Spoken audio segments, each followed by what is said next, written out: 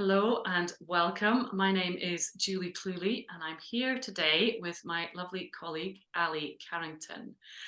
We work together as dog listeners in a group called the Calmer Canine Cooperative, and we both have our own individual businesses. But for today, that's all you need to know. Basically what happened was Ali wrote a blog and she called it the off switch. And it really, really resonated with me and what I see with my own clients. And so today we're just going to have a little conversation that we're recording just in case it resonates with you and you might find it helpful too. So the off switch, Ali, do you want to just share a little bit about what you put into that blog or what comes to mind Yeah, just now, and we'll go from there. yeah, sure. Well, it was triggered. It was inspired by particularly one of the boxer rescue organisations that I am quite close with. I do a lot of voluntary advisory work with them, help them if I can with anything like assessing a dog for rehoming or talking to new families, prospective families, just to help the process of finding the right fit for a dog with a new family. Yeah. And more and more so this year, I think it's really come to my attention that there's an increase in young dogs being relinquished into rescue. And the description of them is that they're all, perfectly fine, non-aggressive, but they haven't found that off switch. They don't seem to have an off switch. And And just describe for me, what do you mean by an off switch? Like what? so that description basically means that they are crazy, that they never stop.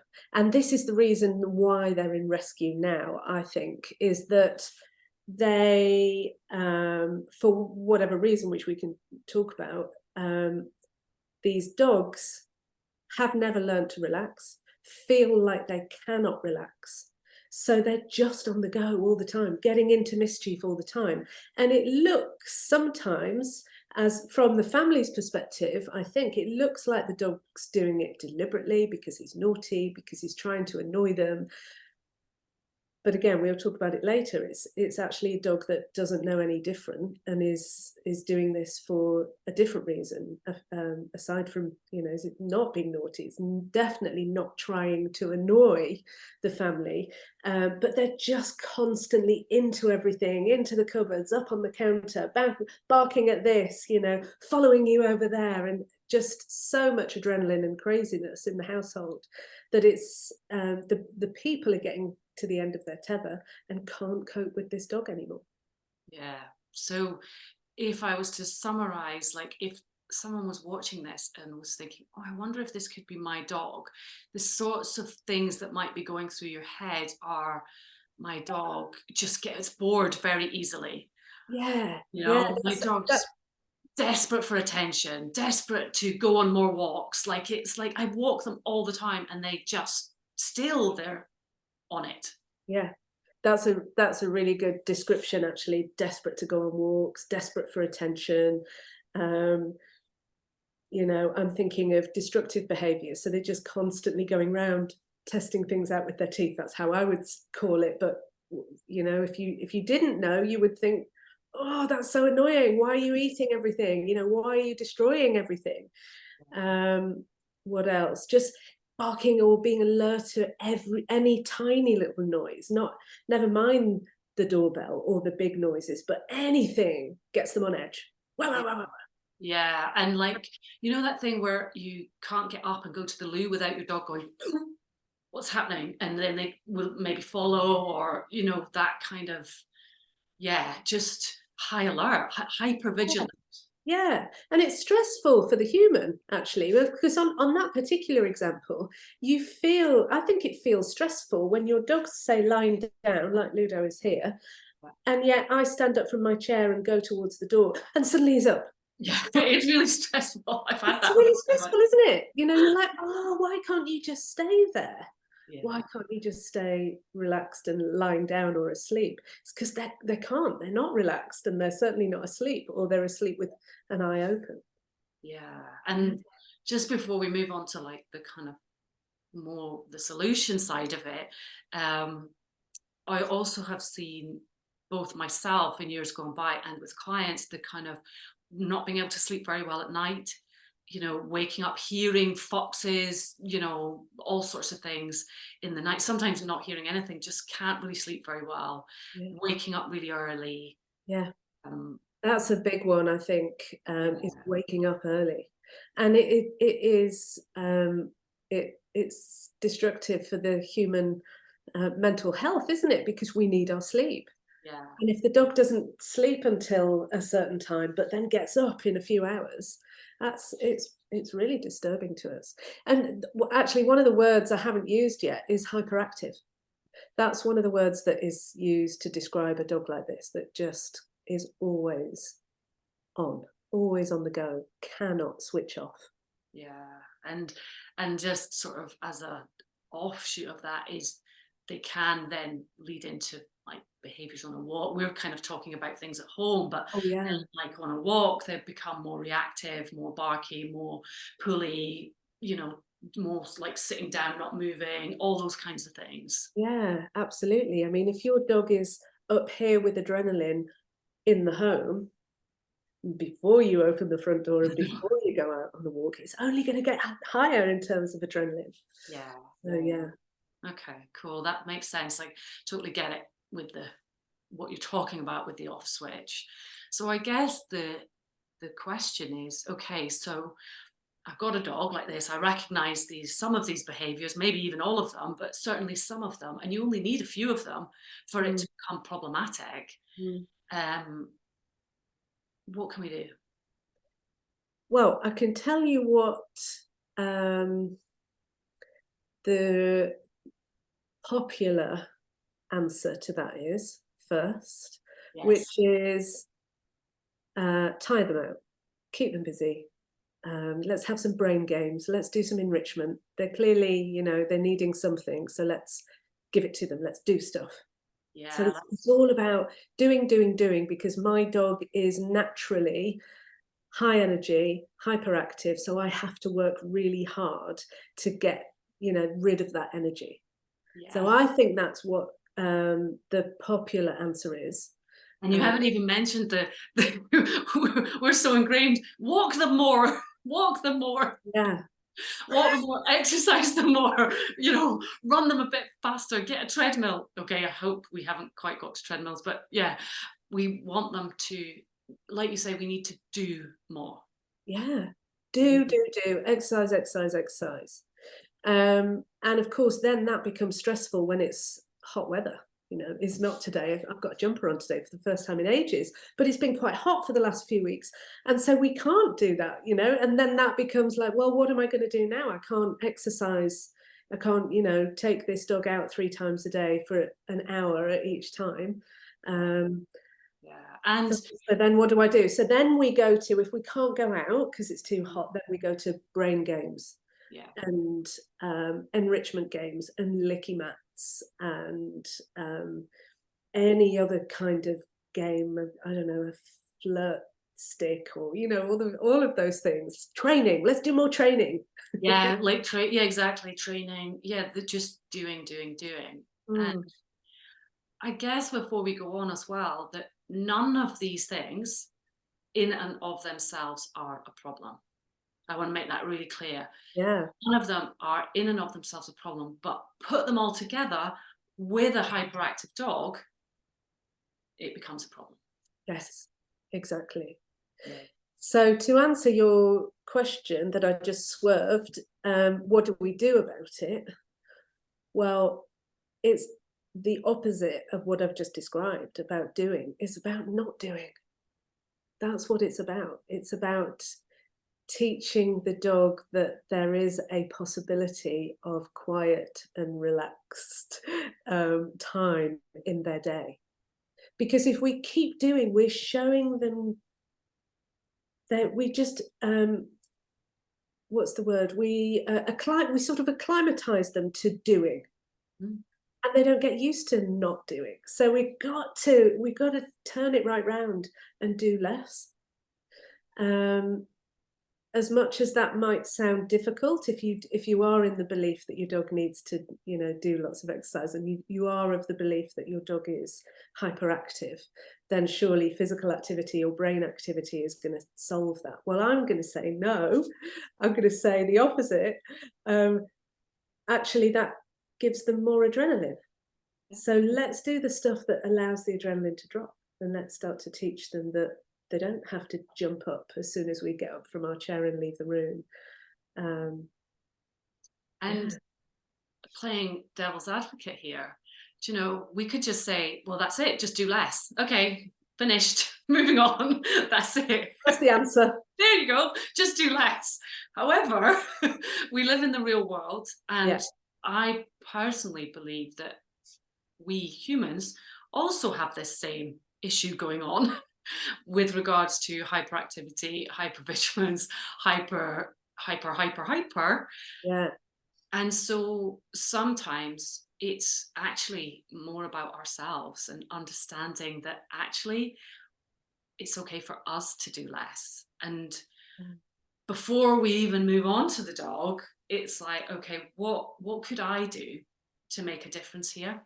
Mm. And that might look like, just giving some examples, instead of going for a walk, put your feet up and read a book. It's like, oh my God, I know when I personally was in that hyper state and very anxious, if someone had suggested that to me, I'd have been looking at them like, are you slightly mad? Yeah.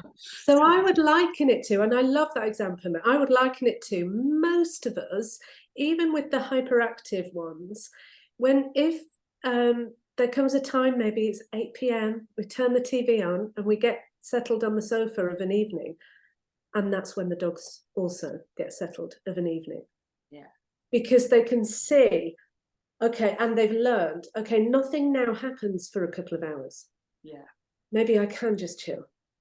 Although I have seen the opposite of that, I was just where the about to minute say. you sit down, they're like, okay.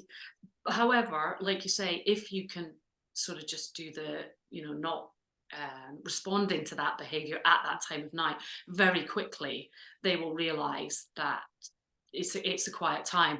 I guess Yeah. the problem is when you just settle down and then they start and then you start, as in you respond to it. Yeah, exactly. So, okay. So the first thing is, the more you do settling down with a book, the more they're going to be used to it and realize that you're going to be there for 20 minutes or something. So that's going to give them a bit of information.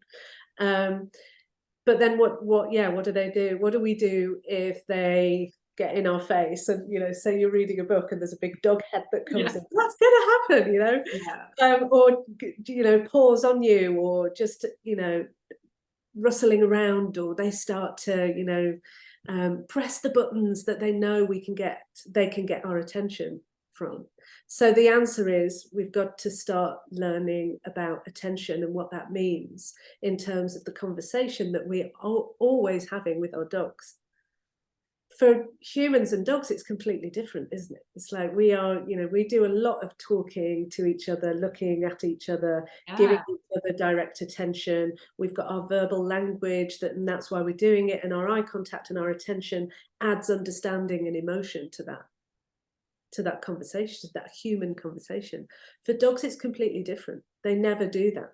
So we could probably understand that if we talk to them and give them attention as we do with humans, it's going to confuse them as a different species, which they are. Yes. So that's where I would go first, is talking about eye contact and attention. Yeah. Yeah, definitely. And just the whole idea of just getting yourself acclimatized to the idea that doing less is helpful, and you kind of know that because you've done more and more and it's not helpful. So it's like stepping back and looking at it and going, well, I can see that what I'm doing is not working. And I think that's the thing. And we kind of get trapped. I don't know if you found this with, well, it kind of is working because if we go out for a big long walk, they come back and they sleep for half an hour. Yes, agreed, but it's half an hour. And what we're looking for is like an all day change, a Yeah. whole life change. Yes, of course, they might clock off for half an hour when you get home because they're physically exhausted. But if we're really honest, even when they're in that physically exhausted state and they're giving you a bit of peace, they're still on it. Mm. And they're going to repeat it the following day and the following day and the following day. So we've got to try and find something that changes the whole 24 hours, not just, Like breaks the habit. yeah, So breaks the habit. breaks the habit, breaks the conditioning Mm. that, funnily enough, a friend of mine just messaged me this morning. She's looking after a friend's dog for 2 weeks, and my friend isn't a doggy person. And she sent me a text. She knows what I do, but she's not really a doggy person. Never had dogs. She's obviously helping out, which is really sweet. And she messaged me. She went, just took this dog out, and they gave me a harness, and it's really pulling. Like, what do I do? And I was like, right, okay. And it's like, it's such a massive question that, it really is. It's like, Where okay, to start when it's not even your dog? It's really yes, hard to answer that question. Yeah. exactly. And it's for my friend only has the dog for 2 weeks. And she's like, I thought I thought these harness things were supposed to stop. And I was like, yeah, we put them on huskies so that they pull. She's like, oh. And it's really funny from somebody who's not emotionally attached, doesn't have the whole dog stories that you and I have, and probably most of the people watching this have, is that it just isn't that simple. However, what was interesting was my point is that actually it is that simple. I basically said to her, don't let it pull you again. Literally, from now, do not let it pull you again. Just every time it pulls, stop and change direction. And she was like, okay, well, that sounds easy enough. And then I can guarantee you tomorrow she'll be like, but I'm never going to get anywhere. I'm not going to get on this walk. I'm like, yeah. And that's the point. That's the breakdown in communication. It's not the stopping, the starting, and the change direction. It's the understanding that in order to practice that, you're not going to get on a walk. You're not going to make progress on day one. It's just that simple. If you Mm. conditioned a dog for anything from 6 months to 10 years to pull, it's not going to change overnight. Yeah. But if you have that conversation with yourself and say, well, as of today, if that dog pulls me, my shoulder's going to break, which is essentially what she was saying. Slightly dramatic, but it wasn't that big a dog. But it's almost like, well, you have a choice. Either you allow that dog to pull you to get to the park, or you don't. Mm.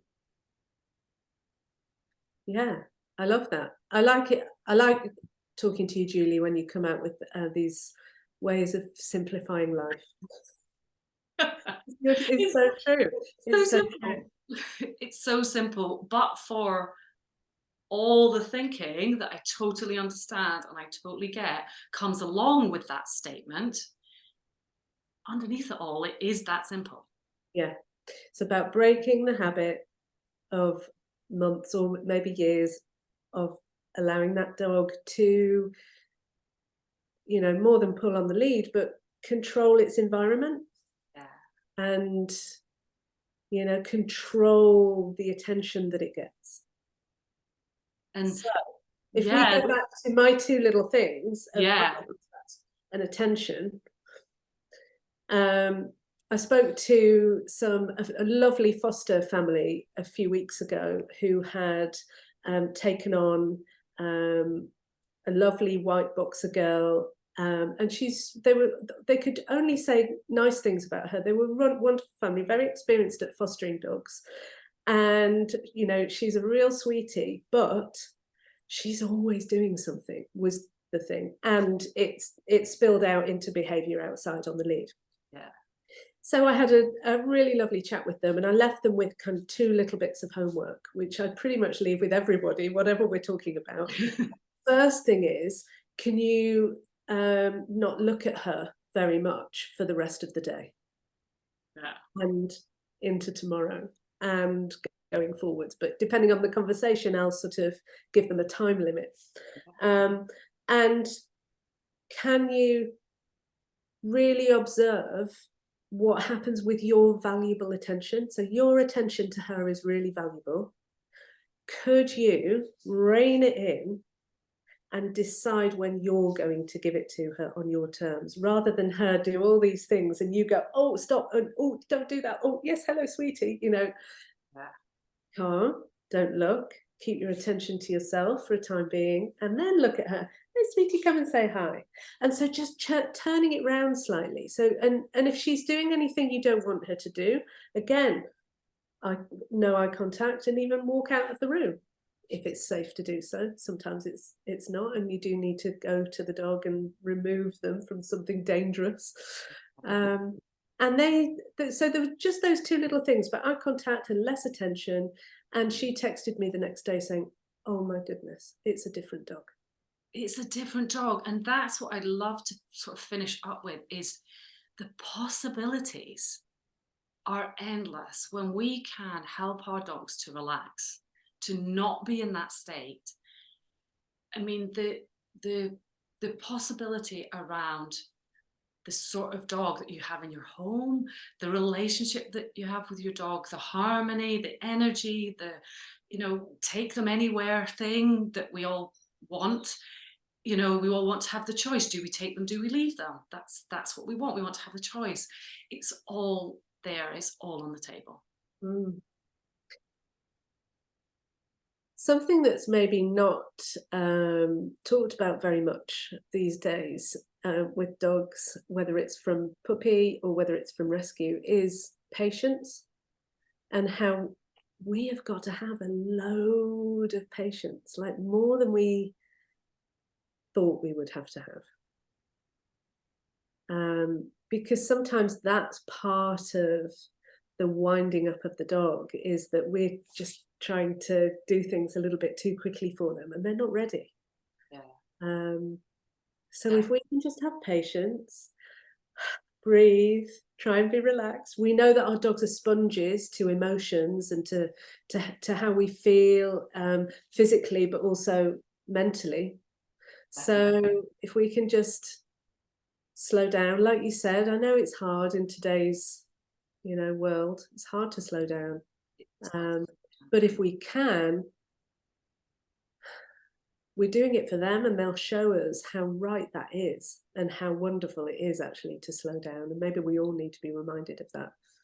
Yeah, I always think that, like, our dogs are the most beautiful guides to having the best experience of life, because when they're not in that state, they're just, oh, life's great, love it, happy, playing, all that stuff, all that good stuff, peaceful. So peaceful and fun. You can have, once you've been able to let the adrenaline and the hyperactivity drop in your dog, and your dog's found its own off switch, and you've realized what switches the dog on and switches the dog off. Yeah. You can, like you were saying, the world's your oyster. You can go to all sorts of different activities and training and agility, or whatever it is that you want to do, or just to the cafe with your friends. But to get there, we've got to change something.